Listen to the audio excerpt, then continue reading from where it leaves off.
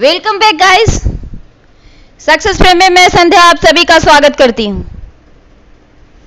Guys, कभी कभी लोगों के दिल में ये प्रश्न आता ही होगा कि क्या फायदा अच्छा बन के, ईश्वर में आस्था रख के, सच्चाई अच्छाई के रास्तों पे चल के इस दुनिया में उन्हीं की बलिदान चढ़ाई जाती है, उन्हीं की निर्मम हत्या की जाती है, तो क्या फायदा। लेकिन सोचने वाली बात है, अगर सच्चे और अच्छे लोगों की ऐसी निर्मम हत्या होती है तो बुरे लोगों की कैसी होगी, इसकी कल्पना कोई नहीं कर सकता। जब से ये धरती बनी तब से अच्छाई और बुराई में संघर्ष हो ही रहा है। लेकिन एक बात आप मान के चलो, अच्छे लोग भी मरते हैं, बुरे लोग भी मरते हैं, क्योंकि इस संसार पे हमेशा कोई नहीं रहता। जो लोग आए हैं उन्हें जाना ही है, तो किसी के जाने का शोक नहीं मनाना चाहिए। यह देखना चाहिए कि वो पूरी जिंदगी कैसा इंसान था। लोग कहते हैं कि स्वर्ग नरक सब इस धरती पे है। भगवान कहता कि इस धरती पे कोई स्वर्ग और नरक नहीं है। ये धरती हमने बनाया तुम इंसानों के इम्तिहान को लेने के लिए, क्योंकि हर इंसान इस जहां में आने से पहले ईश्वर से यही वादा करता है कि वो एक अच्छा और सच्चा इंसान बनेगा। और भगवान देखते हैं कि वो आते ही रंग बदल देता है। ना अच्छाई बाकी रहती है उसके अंदर, ना सच्चाई बाकी रहती है उसके अंदर। तो जो लोग अपने भगवान से वादा खिलाफी कर जाते हैं, इस संसार में आके इस संसार के होके रह जाते हैं, इस संसार वालों जैसा बन जाते हैं, उनको कैसी सजा ईश्वर देता है ये तो कोई जीते जी देख नहीं सकता और ना ही जान सकता है।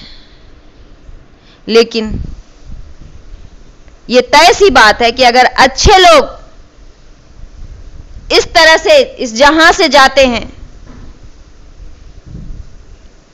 तो बुरे लोगों की तो बात की ही नहीं जा सकती, कल्पना किया ही नहीं जा सकता। और फर्क भी है कि अच्छे लोग जब जाते हैं तो उनके लिए ये संसार रोता है, उनके लिए नहीं अपने लिए रोता है कि हमारे बीच अब वो अच्छा इंसान नहीं रहा। परंतु बुरे लोग जब इस संसार से जाते हैं तो सभी लोग खुशियां मनाते हैं। तो यही अचीवमेंट है अच्छे और बुरे लोगों की। इस जहां से जाने के बाद, जाना तो सबको है एक दिन, लेकिन उसके जाने के बाद उसे लोग किस रूप में याद करते हैं, उससे क्या सीख लेते हैं, समाज को, देश को उससे क्या संदेश मिलता है, यह महत्वपूर्ण है। इसीलिए किसी के जाने का शोक मनाने से अच्छा है कि उसके जैसा बनो या उसकी जिंदगी और मौत से सबक लो। इस दुनिया में जितनी भी तरह की तकलीफें हैं, उससे अलग ही तकलीफ वो उस जहां में देता है। ऐसा मैं नहीं कह रही हूं, ऐसा हमारे धार्मिक पुस्तक कहते हैं। धार्मिक पुस्तक कहते हैं, गीता कहते हैं, रामायण कहते हैं, वेद कहते हैं, कुरान कहते हैं, बाइबल कहते हैं। इसीलिए मैं फिर से एक बार कहूंगी, जो चला गया उसका अफसोस नहीं करना चाहिए, क्योंकि हर इंसान इस जहां से तभी जाता है जब वो उसका बुलावा ऊपर से आता है। तरीका चाहे जो भी हो, बिना उसकी मर्जी के पत्ता नहीं हिलता। जिंदगी और मौत तो बहुत दूर की बात है। तो चला गया, उसका वक्त पूरा हो चुका था इस संसार में, इसलिए चला गया। जो छोड़ गया वो हमें क्या सिखाता है, हमें उस पर गौर करना चाहिए। अगर वो हमारे लिए बहुत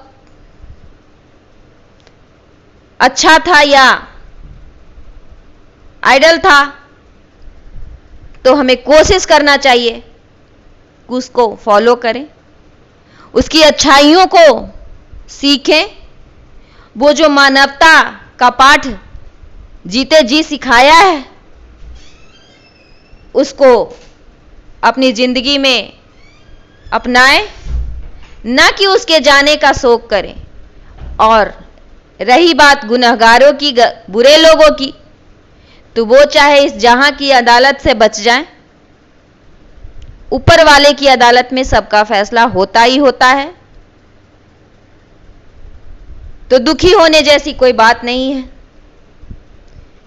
अगर कोई किसी के मौत का कारण है, अगर कोई किसी के तकलीफ का जिम्मेदार है, तो उसे अपने कर्मों का फल भोगना होगा और उसे ईश्वर सजा देगा ही देगा। तो ये सब, इन सब बातों के आधार पर निर्णय ना ले कि हमें कैसा होना चाहिए, बल्कि जो चला गया वो पूरी जिंदगी में कैसा रोल प्ले करके गया है इस जहां से, उस पर ध्यान देना चाहिए।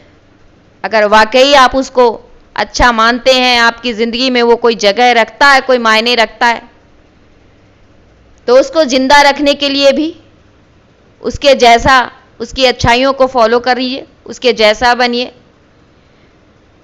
और मैं क्या कहूं, ये तो मैं नहीं कह सकती कि जो चला गया उसका उम्र भर शोक मनाओ, बल्कि जो चला गया उसे जाने दो। इतना ही दिन की साथ हम लोगों के नसीब में